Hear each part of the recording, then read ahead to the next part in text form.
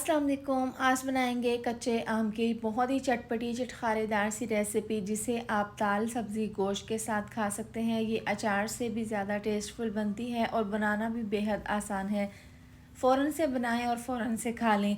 तो चलिए बनाना शुरू करते हैं। यहाँ पर है कच्चे आम 1 किलो, अच्छे से वाश कर लिया था और इसको मैंने छुरी से काट कर 4 पीसीज में कर लिया है। ये बहुत ही कच्चे नरम से आम है, इनके अंदर गुठली भी नहीं है। अब यहाँ पर हरी मिर्ची है, दरमियान से कट लगा लिया था मैंने।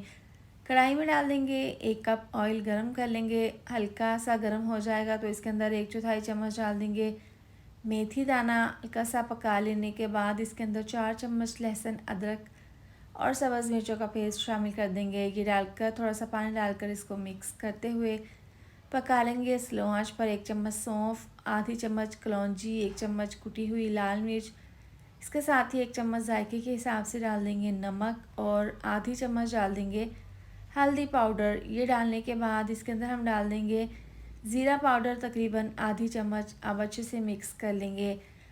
यहाँ पर मसाले को हमने ज़बरदस्त तरीके से भून लेना है। बहुत ही अच्छी सी खुशबू आ रही है अचार के मसाले की। तो यहाँ पर आप इसको अच्छे से भून लें। अचार में तो बनने में देर लगती है, लेकिन अगर आप इस तरह से इसको फ़ौरन से बनाकर खाएंगे तो दाल और सब्ज़ी खाने का मज़ा आपका दोबारा हो जाएगा। ये बहुत ज़्यादा टेस्टी लगती है। अब यहाँ पर हम ये कच्चे आम जो हमने काट कर रखे थे वो तमाम मसाले के अंदर डालकर इसको अच्छे से मिक्स कर लेंगे। तमाम मसालों के साथ इसको भून लेंगे इस तरीके से ताकि तमाम मसालों का फ्लेवर इसमें चला जाए।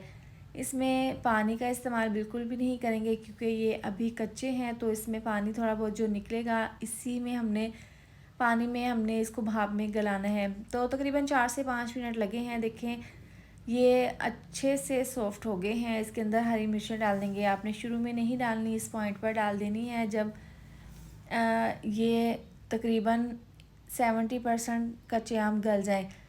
हरी मिर्ची डालने के बाद इसको मिक्स करके दोबारा से 2 मिनट के लिए कवर कर देंगे। अब इसको अच्छे से मिक्स कर लेंगे। तो लीजिए हमारे कच्चे आम की ये रेसिपी तैयार है। बहुत ही फ्लेवरफुल चटपटी चटखारेदार बनती है और बनाना भी बेहद आसान है। अचार की बजाय आप ये बनाकर फटाफट से दाल सब्ज़ी के साथ खाएं।